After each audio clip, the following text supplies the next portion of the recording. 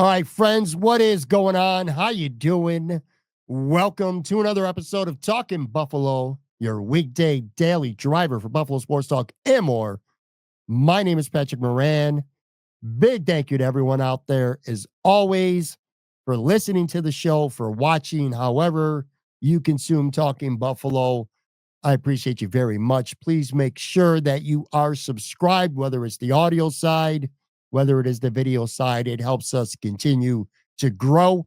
Today's episode is sponsored by our friends over at Sunny Reds, 1531 Abbott Road, Lackawanna, just minutes away from Highmark Stadium. Some of the best wings that you're going to get anywhere in Western New York. Brick oven pizza, so good. Drinks, vibe, really good time. Great place to watch sports. Karaoke a couple times a month on Saturdays. Just a really, really cool spot. If you like supporting the show and you happen to be in that area, make sure you get out to Sunny Reds. Tell them Talking Buffalo sent you. All right, this is a big episode. Probably one that I'm looking forward to as much as any that I've done this entire football season because it's the playoffs. And this is, unlike last week where I thought there was very little chance the Bills could lose. Obviously, this is, by most people's standards, a coin flip game this weekend. This is our Bills-Ravens preview, keys to victory for the Bills, bowl predictions, and a final score prediction. I've been doing these all season long. The difference is I'm dropping this on Thursday instead of Friday. Typically, this has been a Friday episode all season, but we're rolling this with Thursday this time for two reasons. Number one, kind of want to get out ahead of this a little bit. Friday, there will be a 1,000,001 probably podcast or other content shows out there that have previews. So I figured, why not do it now on Thursday? Plus, the other reason is I'm going to have a guest with me for Friday show. There will be a Friday show, of course, and it'll be Bills Ravens related, but I'm going to have a guest with me, possibly live on location as well. So stay tuned for that. But the guest that I have could only record on Thursday for Friday, and I don't want to go back-to-back solo shows. Even I get sick of hearing my voice that damn much. So anyway, dropping this today, and Friday we will have a show again with a guest and possibly somewhere on location. A couple real quick things that I want to dive into. What is going to be a meaty preview, of course, the game of the year, not just, for Buffalo or for Baltimore, but I'd say at least to this point, the game of the year, considering the stakes around the NFL period. For that, though, I want you guys, if you get a chance, on Friday anyway, it's going to drop. It's called Step Brothers Sports Podcast. Two guys relatively new to the podcasting game, Chris and Sean. They were kind enough to ask me to come on their show.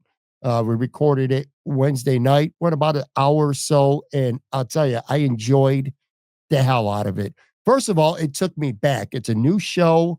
And they're still getting their, feet wet, learning about how to podcast, stuff like that. Pretty damn good job considering that they're new to it. But it just took me back to this show and going back nearly 7 years or so now, the excitement, the joy of having something new and the nervousness of doing it and having different guests on and the preparation and all that stuff. It just took me back to a very, very fun time. And I really enjoyed the show because not only did we talk Bills and we talked some Sabres as well, so some hate watching the Buffalo Sabres, but they also spent some time talking to me about, things that I enjoy talking about myself, of course. But growing up on the west side of Buffalo, we talked about that, just getting in the sports, my perspective on Buffalo, having lived in Florida for 5.5 years, some thoughts on Florida, some wing stuff, some food stuff. It was a really fun, well-rounded conversation. So if you haven't heard of it, and chances are you probably haven't, go look up Step Brothers Sports Podcast. The episode that I was on with Chris and Sean drops Friday. Go check that out. And before getting into this game preview, there's one thing about this game that I absolutely positively hate, and I want to highlight that right here at the very beginning. I hate this. As a not just unabashed Bills fan, and I'm not going to try to sit here and act like I'm not a Bills fan. I am a Bills fan. I try to be very objective and honest when it comes to content on this show. If you're a regular listener, if you know me, I'll be the first person sometimes to a fault to criticize something or somebody with the Bills or any Buffalo team when they're not playing well. All right. But I'm a Bills fan, but just not even as a fan of the Bills, as a lover of great, not good, but great quarterbacking. I absolutely hate that whoever loses this game on Sunday, no matter who it is, whether it's Josh Allen, whether it's Lamar Jackson, whatever team loses this football game on Sunday night, that other quarterback is going to get dragged and questioned and surely ridiculed by some local media, tons of national media, endless former athlete and attention starved talking heads nationally. It's going to be nauseating and unfair. If it's Josh Allen and the Bills lose, he's never going to get over the hump. Maybe he really is overrated. I mean, the player said he was overrated before the season started. He showed that he is overrated. If it's Lamar Jackson, who cares what he did in the regular season? This dude stinks in the playoffs. And it was Derrick Henry all along. Derrick Henry was the real player who carried the 2024 Baltimore Ravens or some other stupid shit. Either way, it's going to be negative, overly negative. It's going to possibly even overshadow who actually wins the football game all next week. And neither guy deserves that. I hate that. And it doesn't matter. This game could be 17-14 on Sunday. This game could be 48-45. Last guy who touches the football wins. It just doesn't matter. Neither guy has been to a Super Bowl. And whatever team loses because of that, in part because of that, it's just going to be over the top when it comes to negativity and just unwarranted, at least in some cases anyway, unwarranted criticism. And so we're clear here. If the Bills lose and Josh Allen plays like shit, call it out. I will absolutely call it out. If the Bills blow out the Ravens and Lamar Jackson plays like shit, I'll call that out too. I'll call it out too. But for the most part, you're just taking their seasons and you're flushing them down the toilet, especially if they go out and play respectably well or better on Sunday. It doesn't matter. They're still going to, whoever loses, is going to get dragged. And I hate it. If you're a Bills fan, you certainly hope that this second meeting, this rematch, does not go like the first meeting all the way back in week 4. The Bills got, for a lack of a better term, they got taken to the woodshed by the Baltimore Ravens. Monday Night Football in Baltimore, week 4, 35-10. By now, if you've been paying any attention at all, you've heard, whether you want to call it an excuse, whatever you want to, whatever your opinion is of that game and why the Bills lost the way they lost. Surely by now you know about the injuries that the Bills had for that football game. I've said it all week, and I'll say it one more time. Look, Matt Milano, Teron Johnson, Terrell Bernard, that is the entire starting second level of the Bills defense and 3 of their very best players on this football team on either side of the football. None of them played. None of them. And you could say, especially if you're a Ravens flock, that's what their fan base is called, that, just sitting there throwing shit at the wall, making excuses. It's not just an excuse. You look at the starting lineups from that football game for the Bills. Balin Spector, Cam Lewis, Dorian Williams. And by the way, we'll talk about Dorian in a few. No disrespect to Dorian Williams. I do think he's going to have a role actually in this rematch, this football game. But anyway, those were your starting linebackers, right? So no Matt Milano, no Teron Johnson, and no Terrell Bernard. That's a big, big deal. And that wasn't it. Taylor Rapp got a concussion in that game, 16 snaps in. So Cole Bishop, who was a rookie who had no real playing experience during real games whatsoever, came in and he had to play 41 snaps. 41 snaps. His baptism in the fire was 41 snaps against the Baltimore Ravens on the road.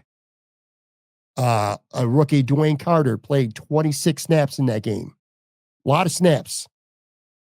Dude's not even active. He wasn't active against Denver, and it's almost a lock that he won't be active again on Sunday. I would be very surprised if he's active for this game against Baltimore. So a guy who took 26 snaps isn't even active anymore for the Bills.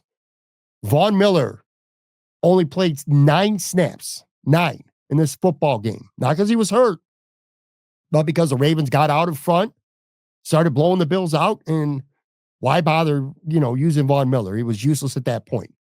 So 3 starters out, a 4th starter gets hurt 16 snaps in, and a key pass rusher played but 9 snaps in this football game. So the injuries are a factor, and if you say they're not, you're lying to yourself. I don't care what side of the fence you fall on. Now, that said, and one of the only reason why the Bills lost, let's be really, really clear about that. They got their asses beat for the most part. All right, so the Bills win the toss. They take the ball. They drive to about the 50-yard line. A 3rd and 2 pass is incomplete. The drive stalls out. Sean McDermott decides he doesn't want to be too aggressive that early in the football game. He punts from about midfield. Baltimore gets the ball at the 13-yard line, and literally the first snap for the Ravens, Derrick Henry takes a handoff. Dorian Williams misses an assignment. Damar Hamlin takes an awful angle. Plus, he looked really slow. Bam. Derrick Henry off to the races. 87-yard touchdown. Very first snap for the Ravens of that game on the first drive. Okay, so that was a problem. Derrick Henry ran for $199 that game. So even if you take away, he had 87 yards on 1 carry. Okay, well, he had 112 yards, not counting that. So Derrick Henry was too much man for the Buffalo Bills in week 4 of the regular season. Let's just call it what it is. And another guy, a backup, hurt them a lot. And I'm worried about him going in this game as well. Justice Hill. He hurt them catching balls out of the backfield. He had 6 catches in that game for 78 yards with a touchdown. So again, the injury's a factor. Getting, run all over, the running backs killing the Bills was a factor. And I say a blowout because it was a blowout. But here's the deal, folks, that first game, if you go back and you actually watch it. So the Bills fall behind. It's 21-3. And by the way, it could have been closer. Keon Coleman had dropped what should have been a touchdown previous to that. But anyway, that's here nor there. They're down 21-3. The Bills get the ball.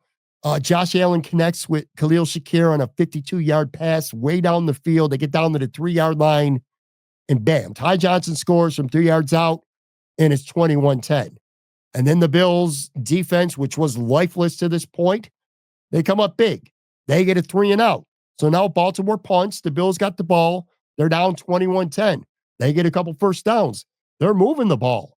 In fact, they get to inside Ravens territory. It's 2nd and 7 from the 44-yard line of the Baltimore Ravens. And again, mind you, it's 21-10 with the Bills having an opportunity to go down 21-18, 21-17, 21-13, a 1-score game. Plenty of time left in the game, okay? 2nd and 7 from the 44, and that ill-fated trick play call by Joe Brady, his worst call as a Buffalo Bill. Curtis Samuel, just an absolute disaster of a play from the very beginning. Josh Allen almost gets killed by Kyle Van Noy. Forget the turnover. Forget the fact the Bills lost this game. They're lucky they didn't lose Josh Allen for an extended period of time because of that hit on that play. But anyway, Josh gets drilled. He fumbles it. The Ravens get it. They score. So it's bam. Now it's 28-10. They get the ball, score again.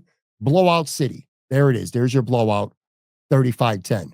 So injuries, stupid Joe Brady call and whatnot. Bottom line, the Ravens just put it on them that game. 427 yards of offense, which was nearly 200 yards more than the Bills had that game. The Ravens were 5 of 9 on 3rd down. They won time of possession. So it was just a complete victory. The Bills got beat. It happens. All right. Now, what I like about that game, well, I don't like anything about the game, but what I like since was just going back to I believe it was early in the week. In fact, it was Wednesday. Sean McDermott talked about that game, and he was very humble, and he's been very humble and respectful when talking about the Ravens all week. And I'm sure he's being very methodical and calculated with what he's saying. But one of the things he did say that really resonated with me because I've heard it a couple times this season from mistakes he's made. We'll learn from that. He makes a mistake, it's my bad or whatever. It's special teams mistake, whatever. We'll learn from that. We've heard that plenty this year with Sean McDermott. When he's the head coach, he makes a mistake or the team makes a mistake. We'll learn from that. We'll learn from that. And it's usually coach talk, but it's been true this season. Like the Bills have learned from their worst mistakes. And he specifically said with this Baltimore game, lots of lessons were learned from this football game. And I'll give him that. Again, he does learn lessons from his mistakes. He doesn't repeat a lot of the same mistakes twice. The problem with Sean McDermott, if you want to be critical, is that he finds new mistakes to make. But the ones like Len and Derrick Henry, earth slam you and take you to the woodshed, I think he learns from that. Some of the stuff that Lamar Jackson did to them, I think he will learn from that. A lot of the things that Baltimore did to dominate that football game, I do believe him. I think there are lessons out there for him to learn, and I do believe that he's learned them. So for that reason and others too, I expect a different Buffalo Bills team this time around because a lot has changed. And before I get to a break, I just want to talk about that a little bit here. A lot has changed. And the biggest thing, the most important thing to me by far is the health. The health situation for the Buffalo Bills is way better than it was week 4. And if you have the capacity to remember a year ago, it's way better than it was this time a year ago before the Bills went into the divisional round to play the Kansas City Chiefs. Way better. With this team right now, Brandon Condrington, who missed last week against Denver, he's already said he's good to go. Sean McDermott said he's good to go. So he'll be back there returning kicks, returning punts. He's got the ability to bust one. Although I'll tell you, I liked what Khalil Shakir did returning punts as well on Sunday. But Condrington's got that extra gear, so he'll be back. Alec Anderson is limited at practice on Wednesday. He's day-to-day. Everything I hear from people is he's very likely to play, like he's going to play. He'll be okay. Ray Davis, all right, probably not so much. He's still in concussion protocol, although he was listed as limited on practice on Wednesday. I'm not going to speculate too much and declare that he's not going to play, but it wouldn't surprise me if he misses this game, which if that does happen, I think Frank Gore Jr. gets elevated. He would be RB3 for that game. You don't want to lose Ray Davis, but if Ray Davis is the most important player that can't go on Sunday, as a whole, that's pretty good. And again, I love me some Ray Davis. I really hope he can play in this game, but if he can't, and that's the most important player that you're going to be without because of injury or health, I'm pretty good with that. So they're healthy right now, and especially compared to when they played them, like we talked about earlier, the first time. And then you go back to last year in the playoffs. So the Bills beat the Steelers, but by the time they got to Kansas City, it was the walking wounded, especially on defense. Terrell Bernard didn't play. Christian Benford did not play.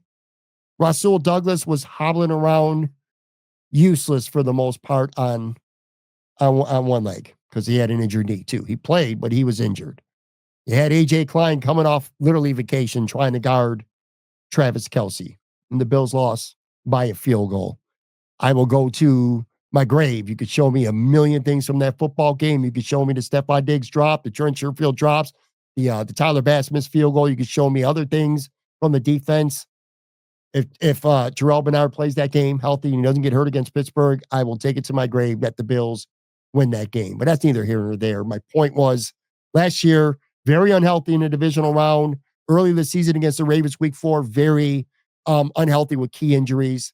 Not going to be the case right now. The Bills, of course, they thrashed Denver last week, 31-7. And it's a whatever game. I mean, it's a playoff game, so it's never completely whatever.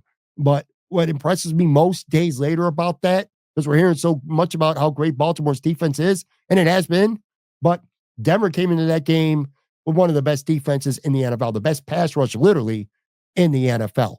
And the Bills went out last week. They put up 471 yards. They possessed the ball for 41 minutes and 43 seconds, 210 rushing yards. Josh Allen threw for 272. They didn't turn the ball over once, and they dominated Denver.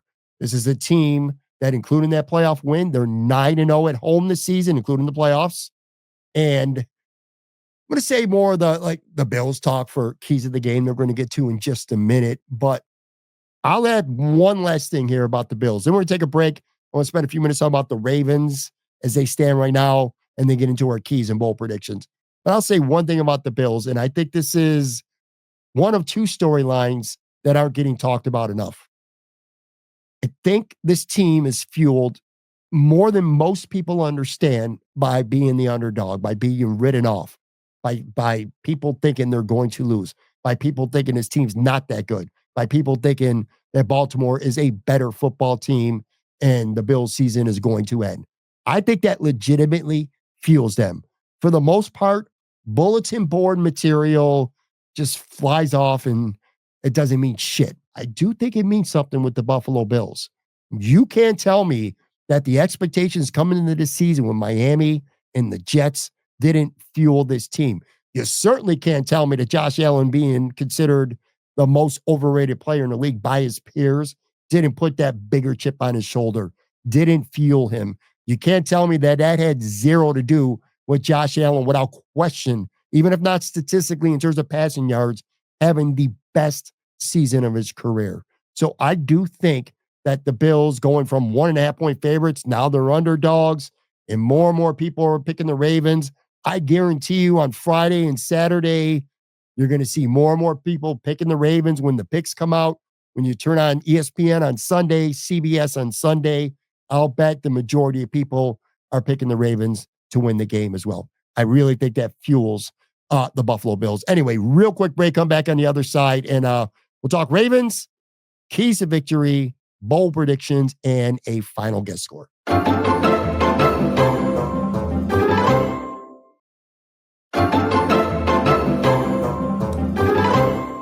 All right, let's talk here for Buffalo. Oh, God, I respect this team so much.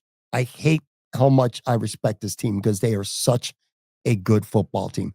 Like, if the Bills were playing Houston this week and the Baltimore Ravens were going to Kansas City, I would love, not just love as a fan, I would think that Baltimore was going to go to Kansas City and whoop on the Chiefs. I just think this is a really good team.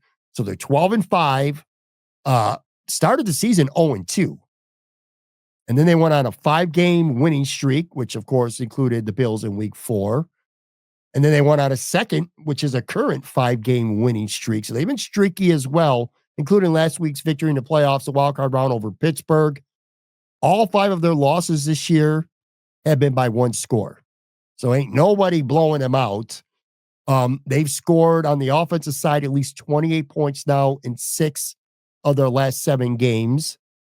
This is a team that possesses 6 all-pro, not Pro Bowlers, 6 all-pros, 3 on each side of the football.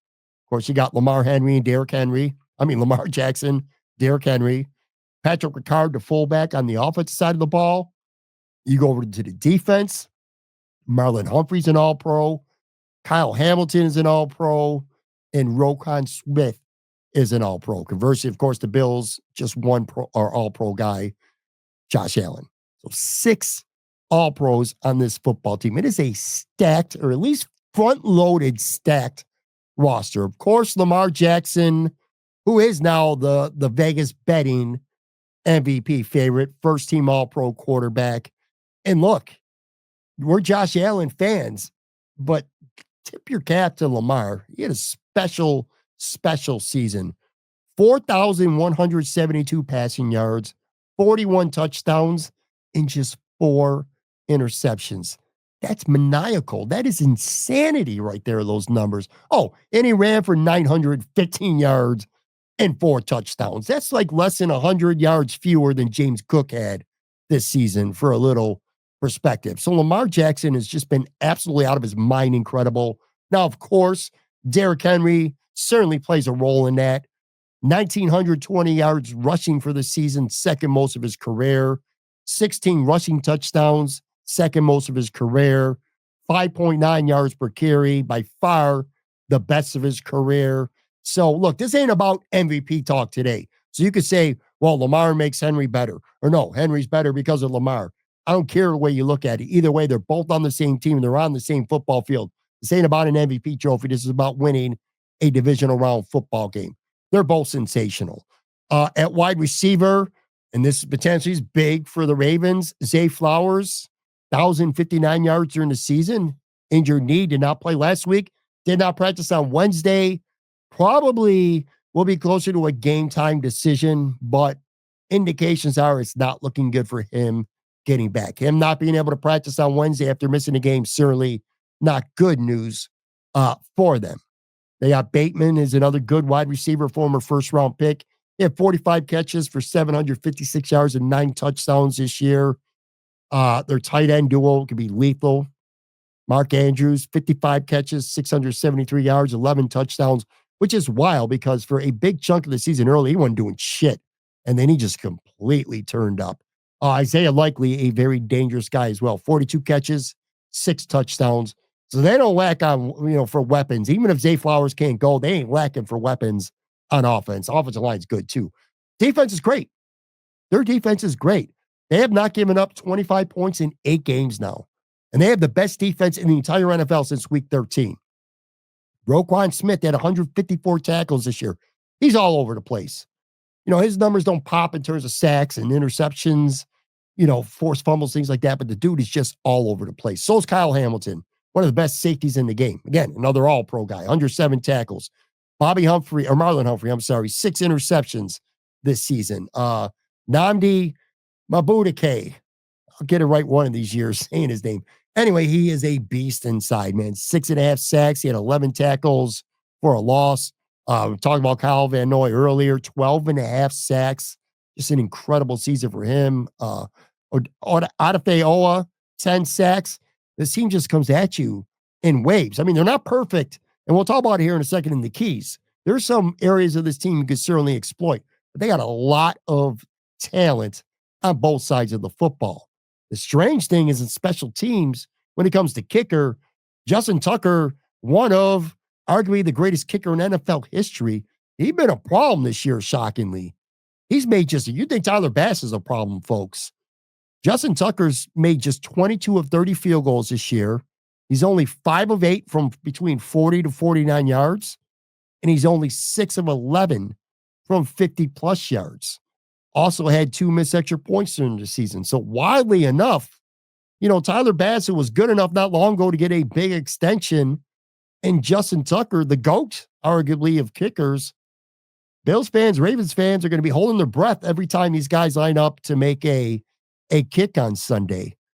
And then the last thing I want to note in terms of the Ravens specifically, and I think this could be a big, big part of the football game, folks, a big part. The weather is going to be potentially an issue, at least for Baltimore, because, again, facts are facts. Now, it's not to say they won't be able to handle it, but you have to note Lamar Jackson has never played a game in his NFL career where the temperature was below 27 degrees.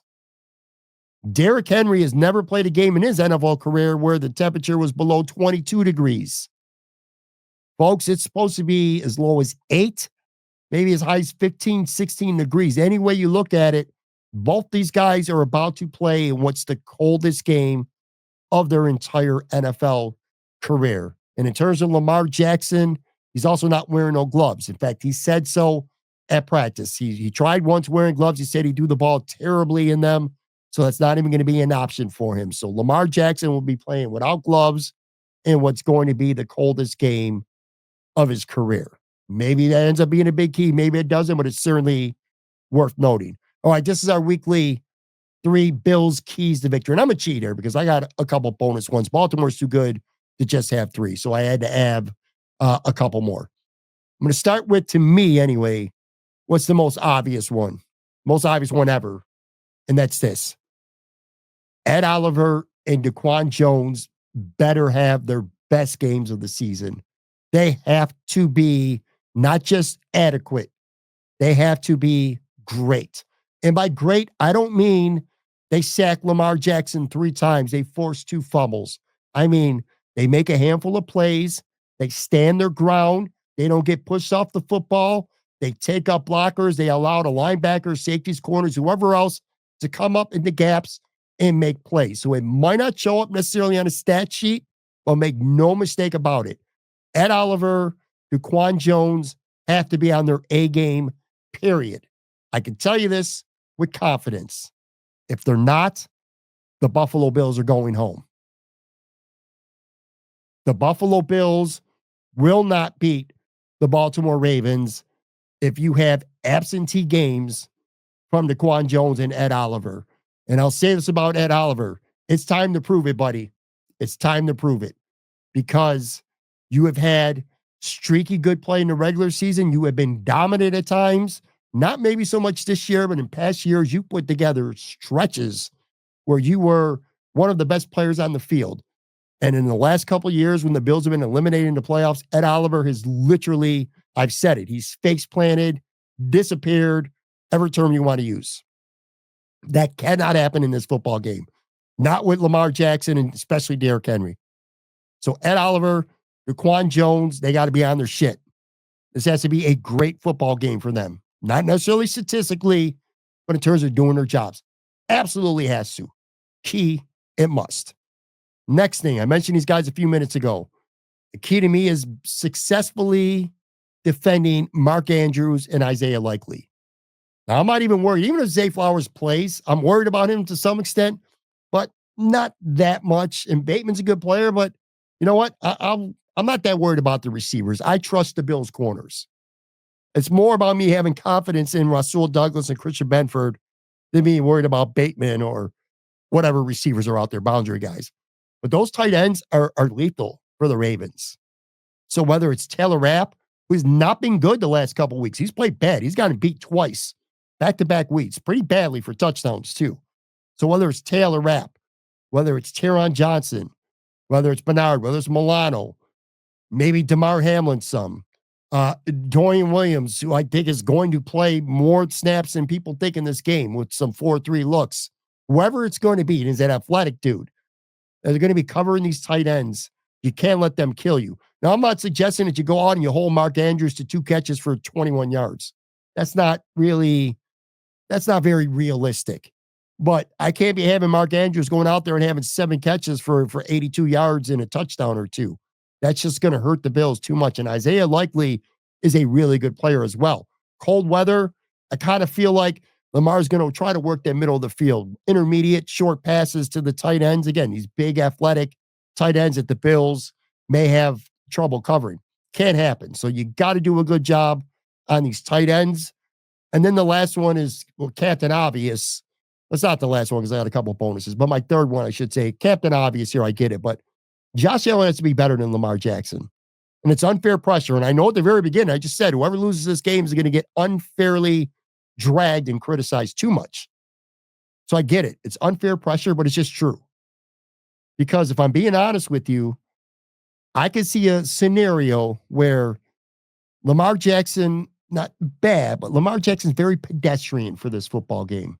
But Derrick Henry just runs for 100-some yards and, you take advantage of a couple red zone opportunities and the defense makes a couple plays, a couple interceptions, a couple sacks, whatever it may be. Lamar Jackson potentially, to me, can play pedestrian and the Baltimore Ravens could still leave this field with the victory. I don't think Josh Allen could have a pedestrian game and the Bills still beat the Baltimore Ravens. Now, that's a lot of pressure to put on Josh Allen, but his shoulders are strong, man. He's got to play well. That doesn't necessarily mean he don't got to play LA Rams or Detroit Lions well. That's not what I'm saying either. But you can't be, 17 of 26 for 142 yards and just one total touchdown. That's not going to get it done. I don't see the Bills winning if that's the kind of game that Josh Allen has. So at the end of the day, Josh Allen, to me, has to be better than Lamar. And as I'm saying that in real time, maybe I'll walk that back a little bit. let me walk that back. Let's get Lamar Jackson out of this equation. And let me rephrase that and say this. Josh Allen has to be better than pedestrian for the reasons I just said. If Josh Allen is just pedestrian, that's not good enough. He's got to be a lot better than just pedestrian. Bonus keys, fast start. Do not let Baltimore settle in. That crowd is going to be insane, out of their mind. The cold is not going to bother them. Ryan Fitzpatrick ain't going to have no shirt on. Fans ain't going to have no shirts on. They don't give a shit about the cold. They're going to be into that game. It's going to be as loud as you've heard in that stadium at any other point. You gotta take advantage of that. A fast start will do that. Don't let Baltimore come in, win the toss, get the ball, or even if Buffalo gets the ball quick 3-and-out. Don't let Baltimore come in, have a nice, easy drive, kind of like Denver did last week, or just frankly, the Bills defense has done a lot this season. They let the other team score before they figure out, what we need to do here. But you can't let Baltimore come in and get up like 10-3 or 13-3. First of all, you're going to get a lot of nervous energy, and the players are going to feel that. You're going to get the air will come out of the stadium, in that cold air stadium, if Baltimore just comes out and runs off to a fast start. Don't let them settle in. My point is if you're the Bills and you get the ball first, go down and score. You get up 7-0, that crowd's going to be insane. Or, you get a couple early plays on, the crowd, the bigger the factor the crowd is with that weather, the better it's going to be for the Buffalo Bills in their chances. So I think a fast start is important. And then the last thing, and you really hope it doesn't come to it, but no costly special team blunders. Didn't matter last week, but a fake punt worked against the Bills. It could have been important. It wasn't, but it can't. So no costly, stupid special team blunders. Block punts, fake punts, a missed extra point, a chip shot field goal, allowing a huge return, having a huge return, but it gets called back because of a stupid holding penalty, things like that. I'm not saying you got to win special teams, but don't let special teams be a detriment to you either. All right, 3 bold predictions here. We're winding down. Number 1, Amari Cooper. Yes, the guy who's pretty much been doing nothing, at least on the stat sheet anyway. I got Amari Cooper and Keon Coleman, both of them combined for 120 yards.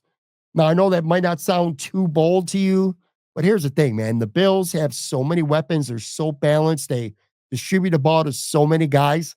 Getting big numbers in the receiving game is rare.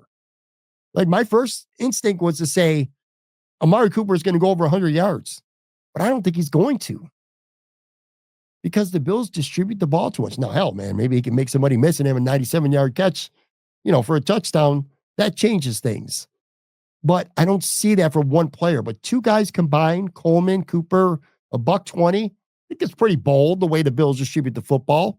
Because I think when you look at the Baltimore defense, we talk about how good they are, how many great players there are, how many things they can take away from you.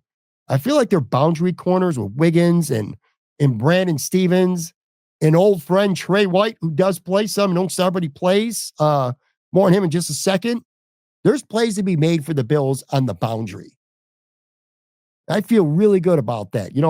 Humphrey is a slot corner. He's going to be on Shakir a lot. That's not to say Khalil Shakir can't have success. I'm just saying. I think you'll see a lot of Humphrey on Shakir. The linebackers in coverage with the tight ends. I'm not saying there won't be plays there. There will be. Kyle Hamilton, an all-pro safety in that middle of the field. I'm just saying, I think there's work that can be done on the boundary. And I say Cooper and Coleman combined for 120 yards and a touchdown. I'm going to throw a touchdown. One of those 2 guys are getting a touchdown. Second thing, Terrell Bernard is going to be an animal. He's going to have double-digit tackles. He's going to have a sack, and he's going to have a turnover. So there's your hat trick right there of good football stats. And I said it recently. I love Terrell Bernard. He's just been okay for me this season. I thought he was better last year. He hasn't been bad this year, but he hasn't been impactful often. Just been all right. By his standards, he's been okay. Loved him last week, though, against Denver. Loved him last week against Denver in the playoffs. He stepped up. Shooting gaps, beating blockers to the ball to where he's got to get to, making plays near the line of scrimmage, which he better do a lot of in this game. Loved him last week. I think that continues, and he takes it even further this week. So a huge, huge game for Terrell Bernard. And then here it is, folks. This might be the spoiler of the year, not the spoiler of the year, the bold prediction of the year. Boldest one to date, at least. Ready? Mac Hollins is going to score the game-winning touchdown, which is half of it. So Mac Hollins scores the game-winning touchdown, and he does it with Trey White covering him. Mac Hollins is going to beat Trey White in the end zone for what will prove to be the game-winning touchdown for the Buffalo Bills. Now, I don't know if that comes in the second quarter, the third quarter, 5 minutes left in the fourth, but the game-winning touchdown, which I'm kind of spoiling what my final score, who I'm going with there, but I don't care at this point. Mac Hollins is scoring your game-winning touchdown, and he's doing so by beating Trey White. And let's get to my final score pick. I've said it all season long. I felt it early in the season, and I've stuck with this vibe, this take, this feeling all year. This team just feels different to me than it has the last handful of years. I'm not saying this is a better roster than we've seen the last few years. In fact, in many ways, it's not. It's not. But that team, and that's not that the other teams had crappy leadership, any of that. That's not true either. Just the vibe. Everything felt different to me about this season. Josh Allen is the straw that stirs the drink, and of course he is. But he doesn't got just one, maybe two guys that he can go to.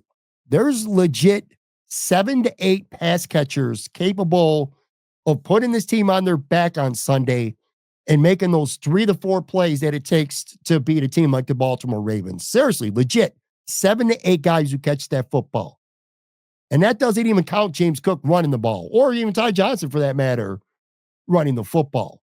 So there's balance. There's lots of guys capable of stepping up. I feel like, even if you're the biggest, most optimistic Raven fan in the world right now, if I were to tell you that somehow, some way, the Bills were able to, even if they don't shut him down, strongly contain Derrick Henry. And Derrick Henry doesn't have a big day. Derrick Henry runs the ball 16 times for 63 yards. If you're a Ravens fan, I tell you that, you'd be like, I think my team's in trouble. At least if you're being honest with yourself, you would be. You could take James Cook out of the game. You could take Khalil Shakir out of the football game. You could take Amari Cooper out of the game. Any one or two of those guys. The Bills are balanced, and they got other weapons that I truly think are capable of carrying them. In terms of the defense, look, it ain't been pretty, man. It hasn't. But they find a way, and a lot of times they make up for their shortcomings by taking the ball away.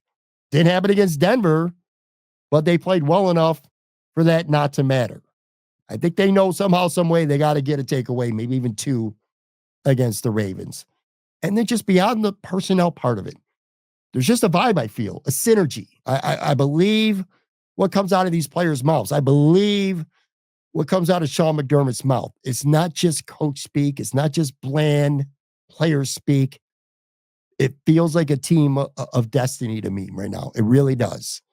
And so many so many people wrote this team off in the offseason. To some extent, I did too. Let's just keep it real here. So many players got sent packing. And you know all the cast of characters now, Poyd and Iyer and Trey, Diggs and Morse and Gabe Davis, all these leaders, all these players who were so good for this team for a long time, all got sent packing. And people wrote this team off. And I just don't feel like it ends here on Sunday. I just don't. I really don't. Now, I'm a fan, and this is what I want, but it's also what I truly feel. I do think the cold weather is going to play a factor in this football game that benefits the Buffalo Bills. I do think this game being in Orchard Park, the stadium noise, the energy that they're going to bring for the Bills is going to be a big, big factor. And for that reason, end of the day, final pick here, I got the Bills 27 and the Baltimore Ravens 17. Bills 27, Ravens 17. The Bills go on to Arrowhead to play the Chiefs in the AFC Championship game next week. Boy, I hope I'm right. I'm sure the vast majority of you do as well. But again, emotion playing a part of it, maybe. But I honestly, I feel that. I really do. Anyway, all right. Well, I will be back, like I said, tomorrow, Friday episode. I'm going to have a guest with me, possibly live on location. We'll see. But anyway, thank you so much, as always, for watching and for listening. If you're not subscribed, please go ahead and do that right now. And I'll be back with a brand new episode tomorrow.